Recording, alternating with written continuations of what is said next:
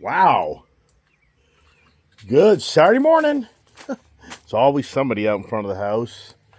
Hey, wow, what a beautiful, beautiful Saturday. It is nice and cool and not much humidor. I mean, this is a day, I'd have to say, if you're a motorcycle enthusiast, this is the day. Wow. So I get the whole Verizon crew down here at the end of the road. So it wouldn't surprise you if they say, can we come on your property today? I don't know, but wow, what a beautiful day. Good Saturday morning there. Dogs are doing great. House is great. Big change up for me to be living back in the house. It is really enjoyable, actually. You don't really know what you have till you don't have what you had. That's kind of how it plays out, but it really is comfortable. But the shades, I think I'm definitely going to get some new shades today because the room is just so bright.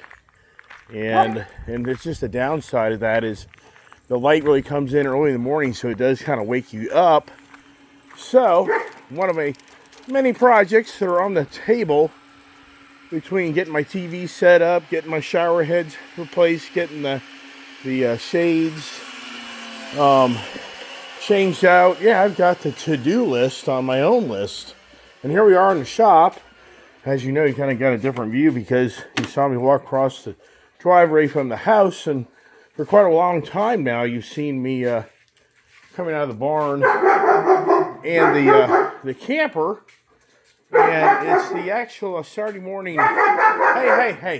What are you doing? It's the Saturday morning. Get the garbage, but the garbage just doesn't accumulate like it used to. It's so weird, everybody. It just doesn't really. I mean, I could really go another week without going to the garbage, which I can't remember when that's the last time even happened. And here's a good old F-150 Lightning truck, which Charles is like, he's like, that's beyond believable. That truck was basically $100,000 in an auction. It's probably going to be in the $40,000 range. I mean, it's criminal, everybody. I'm sorry. It cracks me up. I talked about this in great length yesterday on all those videos I was posting when I took Gypsy to the vet, which never played out. And I was just talking about how it's incredible and how so many are looking at me that it's all my fault and nobody else participated. Nobody else kind of pushed you to keep on doing what you're doing. But really what cracks me up about it is how many take the defensive side of protecting the big auto industry, the big banking industry. And it's like, and these guys are making money like never ever seen in most modern recent times. I don't know about now after hearing the job statistics report for all the Trumpsters out there. All the people thought Donald Trump's going to make everything big and beautiful. The golden era is here. Is it? Is it, everybody? I don't know. Donald Trump got so pissed off yesterday, he fired the Bureau of Labor Statistics person because he didn't like to hear what he heard. He thinks it's all lies. He thinks that the country's doing great and everybody's in great shape and everybody's making a bloody fortune and nothing bad's going on. And so it was interesting that if you do Google, you don't know what to believe, but if you Google on your own how many repossessions so far in 2025, it says first quarter over 1 million repossessions. So if each quarter stayed within that reason, this would be a 3-4 million year repo year, which is part of me. But here's what I was going to say to you is, it cracks me up that most people just despise car dealerships. Most people can't stand a car dealership. Most people don't trust a car salesman for anything in the world. Most people think when you go to get your car fixed, you're getting raped. So it's just very interesting how many participants on my channel take the defense position that, oh, the big auto industry, that's not the problem, man. You've got a problem. But the big auto industry has nothing to do with it. It has nothing to do with your addictions and what you do and what you got yourself into. They've got nothing to do with it. It's all by yourself. Nobody kind of lured you along. Nobody kind of pushed that deal for yet another deal. Nobody participated in yet getting another sale for the Iceman of overruling all the no's for the yeses. Yeah. So it just cracks me up that how on the one end, you'll tell me that the dealerships are shysters. But on the other end, you'll tell me that for me as an individual, what's the big deal, dude? You got yourself in trouble. Big autos is a very clean business. They don't do devious things to get sales done. They don't have devious sales tactics. They don't. They're perfectly clean and normal. They're great people, man. It's you that created all the problems. I don't deny that, but I think there are a lot of participants that helped it go. Yes, I do. There's a lot of key people that just kept it going, everybody. Here's Verizon. So what's going on? Wonder what they're doing. Are they part of the re-engineering study? Because if this road comes in down here in front of my house, they're going to have to relocate telephone poles or power lines, cabling. So funny, I've asked on my channel numerous times, what is the big plastic tubing, piping that's like blue and red and black and orange?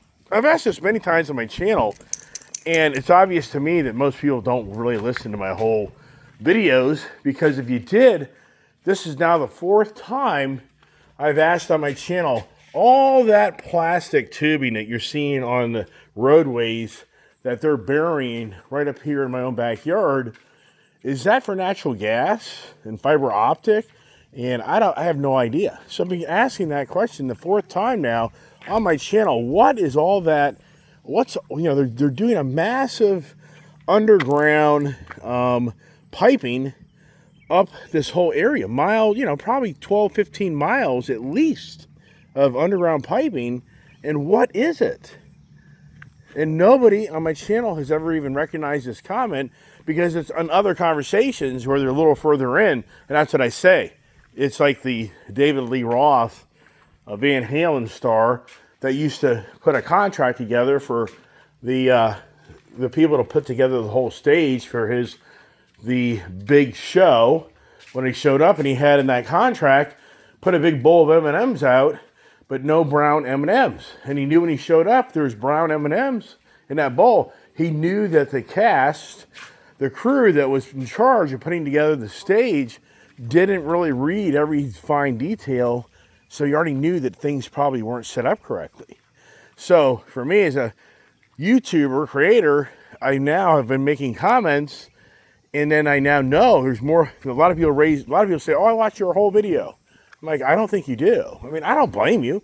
These are very long, in-depth videos. When I post 3, 4, 5, 6 videos in one day, that's an hour's plus of viewing time. So it's a lot of time out of your day to have to sit there and listen to me run my mouth. So I'm sure a lot of just kind of get the gist of the video, and then they just flip on through and zoom damn, and they just take the gist of the title, a little bit of the conversation, and then they bring in a comment, and that's about it. I've had a lot of interaction, more comments here lately with the repossession. The repossession hits a nerve. See, that's what happens, which is very interesting on a YouTube channel, that certain content hits a nerve. It hits a brain nerve where it gets people a little revved up. And it creates more of interaction. And that's a challenge when you make these videos, is how you hit a nerve for somebody to now feel like, ooh, I want to see this, I want to feel this, I want to participate in this.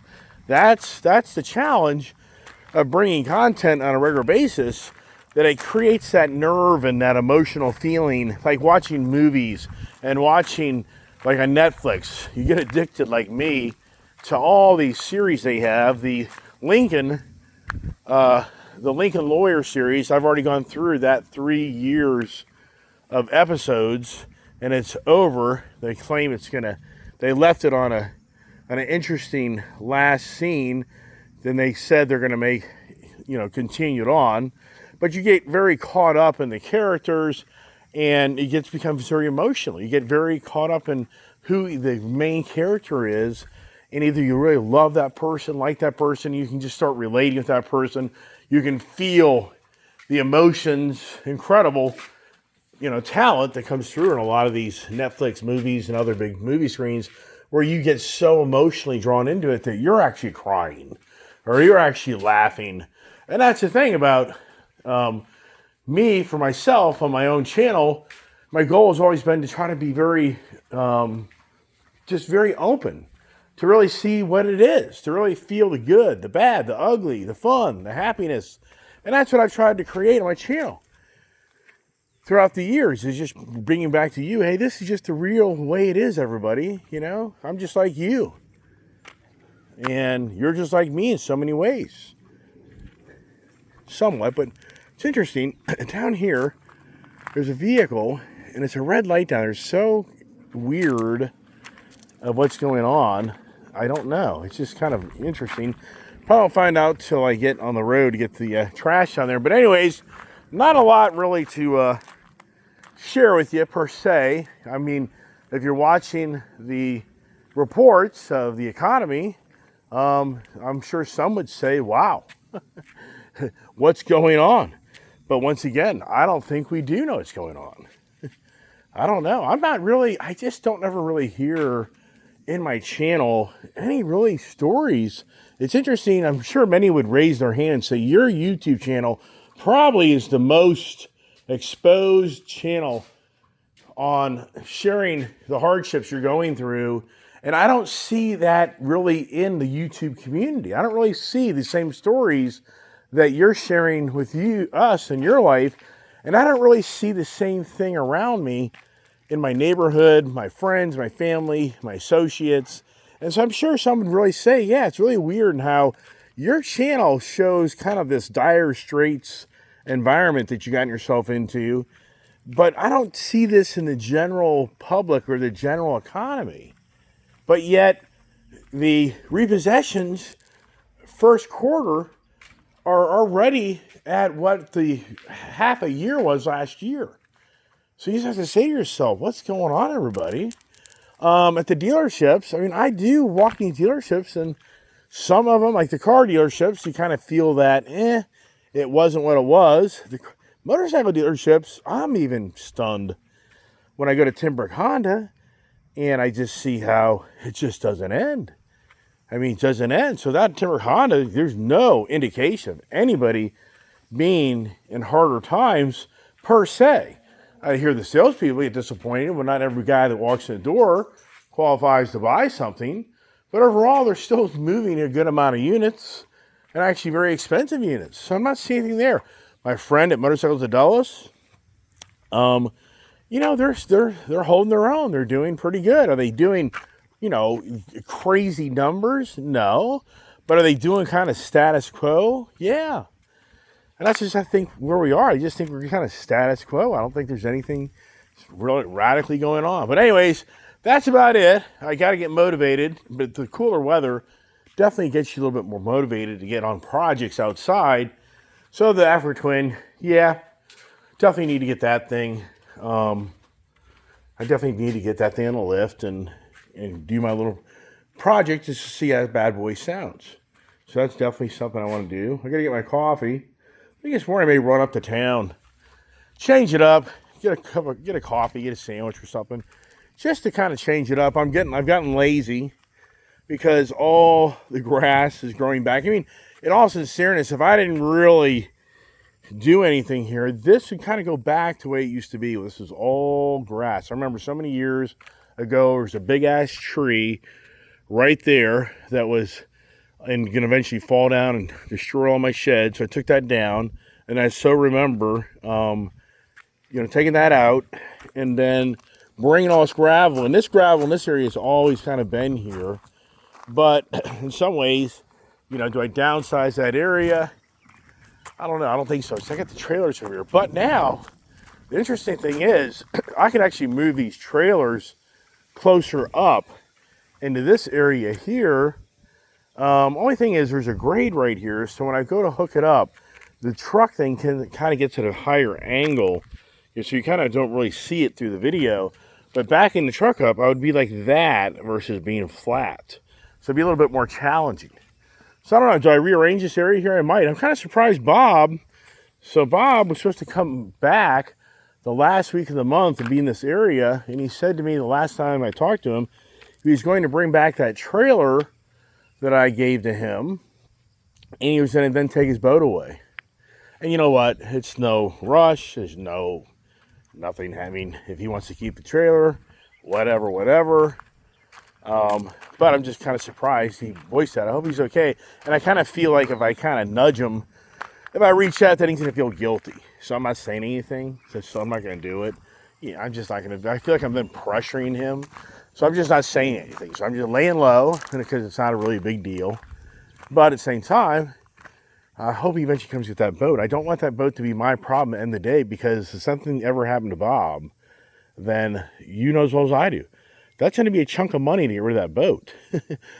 You just don't take that up to the dump and say, here's a boat. They're going to be like, the motor's in it, sir. You have to get the motor out, sir. You got to get all the fluids out of that, sir. It just doesn't work that way, everybody. So then that turns into a nice little project. Or I take it to, I guess, a junkyard, and what would they charge me? So I don't know. But the good news is Bob's still alive, and hopefully he comes and gets it. But who the hell knows? And for him, he lives down near the water now, and the summer's passing, so I'm kind of surprised he didn't come and get this and take it to a local mechanic, and just maybe it's just a very simple fix, and he'd have a boat to work, but I don't know. Like I say, I'll just leave him alone. But that's it, everybody. Kind of leave it at that. And do I bring you more content and more video today? I don't know. We shall see. I talk a lot. I know that. So we'll see if I keep it going. I'm excited to give you something, but I don't know what I give you besides maybe the Hadaka video. So I think that's it, everybody.